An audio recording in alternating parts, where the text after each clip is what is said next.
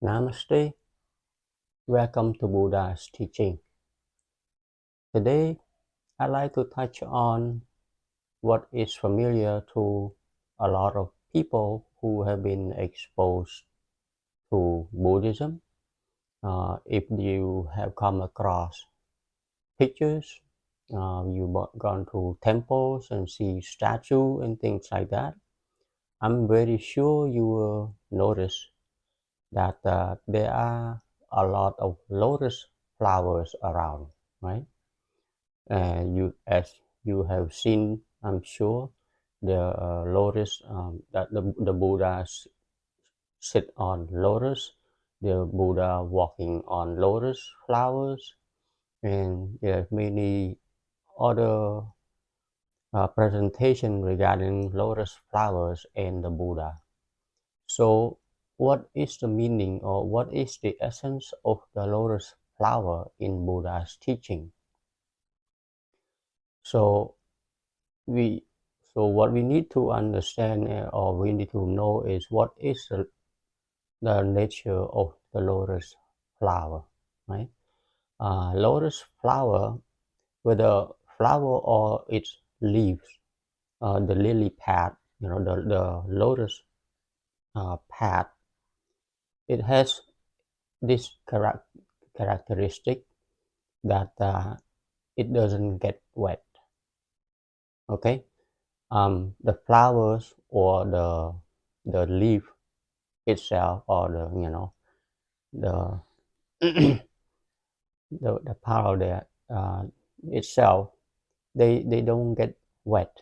If there's rain or there's water drop on them, the water, if you notice on the lotus leaf, okay, you will see the water has form into some kind of ball, like a pearl rolling around, on the lotus leaf. Or the same thing on the lotus flower. If there's water, uh, if there's rain or whatever, the water just roll off. It doesn't get wet.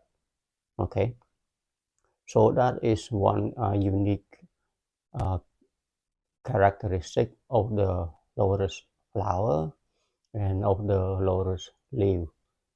It's the same thing. And what does that have to do with Buddha's teaching? As you know, the Buddha always teach about non-self, right? About there is no self.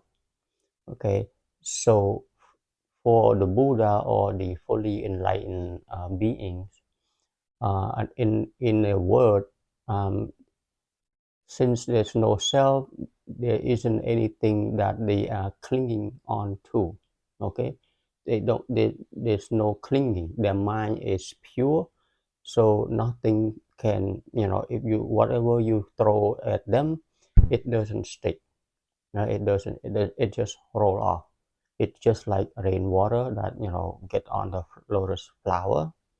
It just roll off. It doesn't stay there. It just doesn't stick, or it doesn't make the flower wet and becomes rotten, or the even the lotus leaf, the same thing. It doesn't become rotten. So that is a unique characteristic that often compared to the mind of the enlightened ones. Okay, the mind of an enlightened one is like that. Uh, it Nothing stick. Whatever you call them, whatever you say to them, whether in the form of praising them, okay, even you praise them, it doesn't stick. They don't get excited. Okay, if you blame or you curse at them, it doesn't stick. They don't get excited.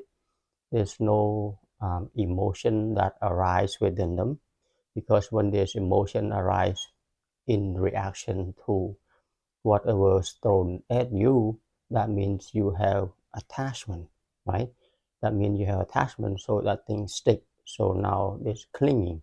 But for the mind of the enlightened ones, there's no clinging, there's no reaction, or there's no so in other words, they don't get offended. Okay, their mind is pure, so they don't get offended and they don't get attached to anything. So what I mean by they is that the mind, right?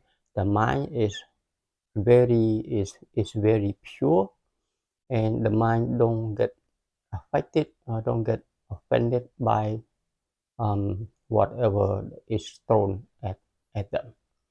So that is one of the analogy that a lot of people use.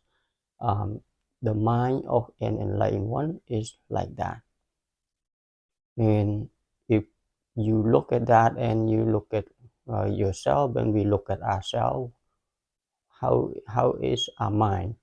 When we compare or when we look at our mind versus the Buddha's mind or the enlightened one's mind, his disciple, the fully enlightened disciple, you can see that our mind is very sticky.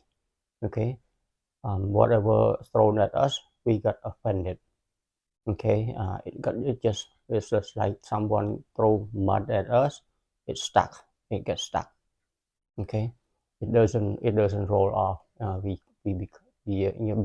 The reason is because we have this self I. Okay, so the mind, the I of the self I is trying to protect itself, right? So by doing that, so whatever get thrown at us, we're stuck with that word or with the form that we see. When we see things, either we are grown attached to it. That mean what we see is stuck to us. All right. Now we have a clinging, we have attachment. So what we see or what we hear, people say things, or you hear music, you hear pleasant voice, you hear praise, you're stuck. The mind is stuck to it. Become happy or become angry, becomes sad, upset by hearing things. No, so the mind is right there is affected, right? It got infected by the experiences that the mind receive. Okay, so that is our ordinary lay people's mind. It's like that, right? But the mind of enlightened one, nothing stick. Okay, it just roll off just like lotus flower, or just like the lotus leaf on a lotus pad, a lily pad. It doesn't affect them. Okay, so by looking at that, we can draw some kind of practice from it, by looking at ourselves, right, and say, oh, okay, now I see that my mind get offended and can get infected very easily by the experiences through our five senses, right? We see things right away, our mind react, like and dislike, that is stuck right there, all right? It boom, it's there. It doesn't roll off. We have whatever attachment, clinging, or opinion, whatever, it's stuck. We hear things, boom, it's stuck, right? So that is our mind, right? So with that, we can learn, we can practice, okay, to to watch this. Okay, why is it stuck like that? What is the reason that that our mind is stuck to all the experiences that the five senses receive?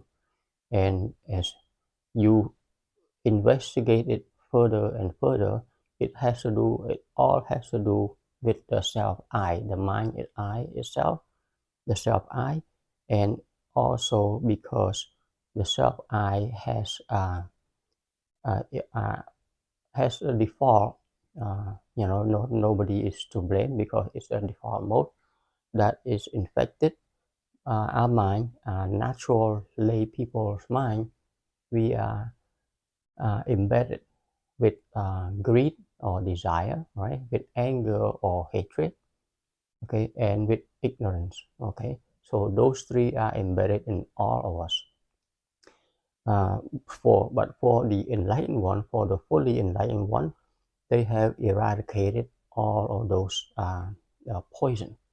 Okay, all those poison because they got to understand how what the mind is, the different faculties of the mind, and in the mind faculties, if you have seen it in previous episode, how the mind arrive and the mind pass away, falls away, and through all the phenomenon, they get to understand the phenomenon, the evolution of the mind, of the process of all these encounter, and they have become aware of this happening. And as they get to understand directly for themselves about what this mind is, and then the fully enlightened one come to the realization of that true non-self, of the what is mind and what is self and what is non-self, right?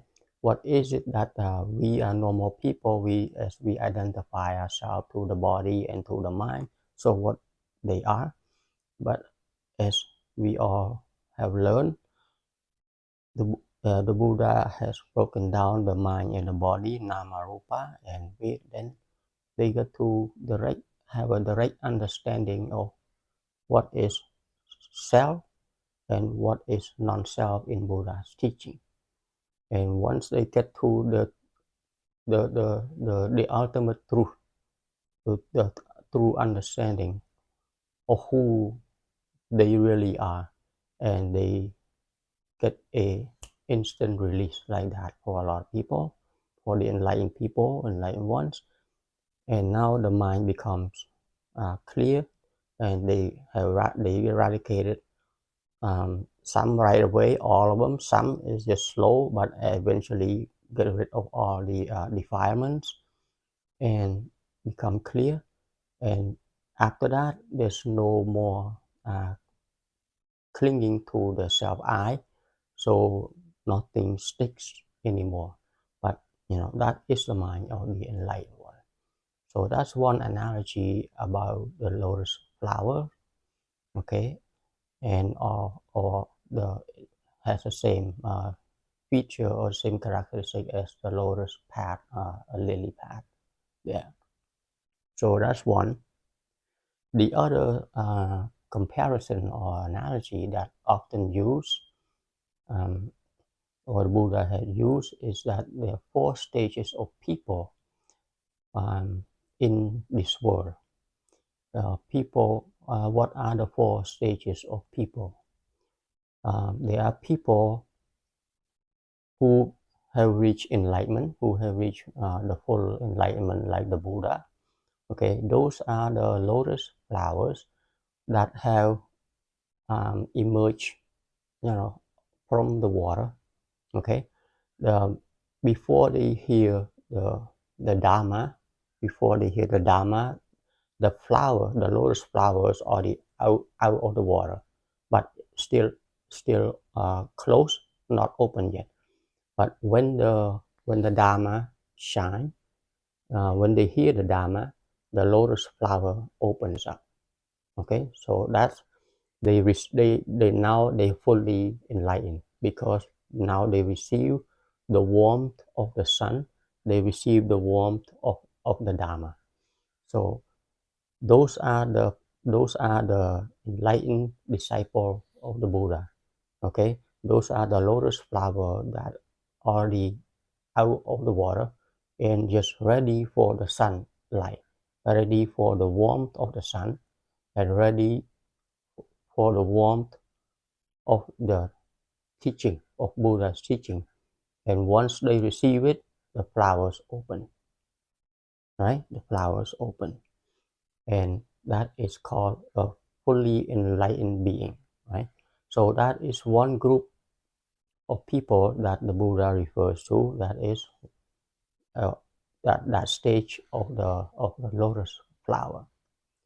The second stage is the lotus flower that is about to emerge out of the water. But let's say the water level is like this, the flower is right underneath. Okay, it has not emerged out of water yet, it's right underneath. Okay, so that is a second group. So that flower is also already forming, it already has its color in a way, because see uh, that flower is compared to practitioner who starting to receive some kind of benefit. Okay, they start to receive the sunlight, they start to see the light, they start to see the benefit of Buddha's teaching, they start to receive the warm uh, uh, air, the warm temperature from the sun. They already start they are starting to receive the benefits from the Dharma. Okay, but they are not fully enlightened yet because they are still under the water. Okay, but they are eventually, those people, after a while, those people uh, will be able to emerge out of the water because they are almost there. Okay, but it's just that they are at the stage, they still underwater because they are still some clinging and holding on to things. So this second group of people are the enlightened people at the lower level, first two level, right? The first two level of enlightened being is already here, okay, near it's almost out of the water, okay, ready to emerge out, right? But it's not quite there yet, but they already see the benefit of Buddha's teaching, right? And eventually they will come out. Okay, so those are the second group of people. The third group of people are as is compared to the lotus flower, that is like in between in a way. So like, let's say the water level is over here and the mud is down here where the root and all that. It's like somewhere in the middle. So the flower is already coming out, but it's still small, right? The lotus flower is still small and it's still green. It has not developed any color or anything. It's still tight. Okay, small and it's still green, small and tight. It's still trying to hold on and protect itself so very hard. So for this, it is compared to most of us as lay people. Okay, for most of us who have not really encountered the Buddha's teaching or have not received any information or have not, so we are sort of like in between. And so this group of people, there are some people who later on would be able to emerge further, or there are some people who will never go any further because of other obstacle or eaten by fish, by turtles and all that, and they just crumble up and go back down. So that is the third stage. So that is for most of the people who never come across Buddha's teaching. So these are the group of people who were always caught in the current, right, of life, is caught in samsara, right? It can be, the people can grow or can go down. It depends on whatever the condition is of the water or of the environment where people are at that time. So, and that is the majority of people, of a majority of us.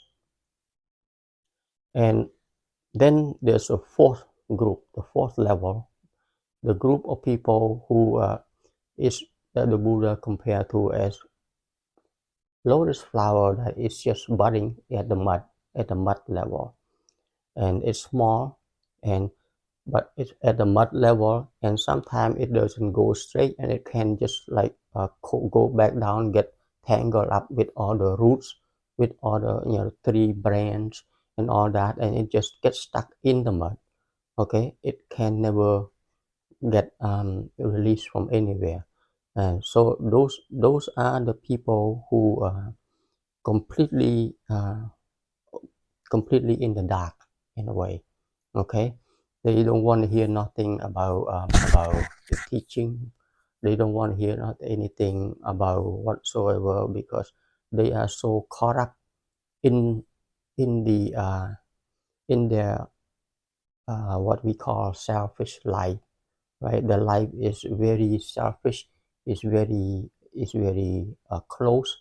Okay, it's not open, so they get caught up, they got all tangled up in the day-to-day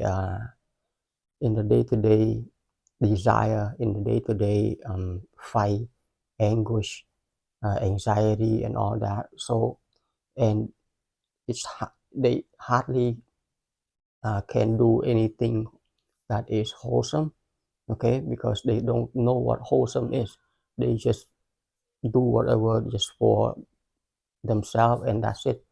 And they will do whatever, whether hurt people or harm people. They don't give a hoot about anything. Okay, if they say they can cheat people, they can hurt people, harm people, and they can gain benefit, they will do that. Okay, so those are the people that is so close and so far away from the Dharma, from the teaching, and those people are caught up in the mud, and can it's gonna it it's will take them such a long time to see the light of the Dharma. Okay, so but even that, um, from from the Buddha point of view, there is no hate, there is no blame or anything. It is because this is how it is. Okay, there are people just like that, and it's just the energy of them that create the mind, that makes the mind uh, think that way, right? The mind make the mind think that way, because when we understand non-self, there isn't a person that is doing that, but the mind that is corrupted keeps that being in the mud.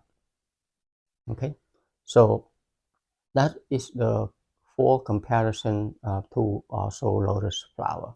So one is stuck in the mud, one is halfway in the middle, one is almost to the almost out of the water, right? Receiving the sunlight, receiving the Dharma, the teaching, receiving the benefit, ready to come out from the water, and the one that is already full of compassion and empathy and all that, and but they just still don't, uh, you know, not there yet until the sunlight come, until the Buddha, you know, uh, teaching come, and then when they hear the teaching, they say, "Oh, okay, that's it. I get it now," and now they become enlightened. Right? So that is some of the analogy that those two are the important analogy in Buddha's teaching. Okay, that's why you see a lot of lotus flowers in temple, in the picture, in all that, right? So that's what I like to share with you all today. Something on the side note regarding the lotus flower. I hope you get something beneficial out of this. Until next time, I like to pay respect to the triple gems. I like to pay respect to the Buddha. I like to pay respect to the Dharma. And I like to pay respect to the Sangha. Namaste.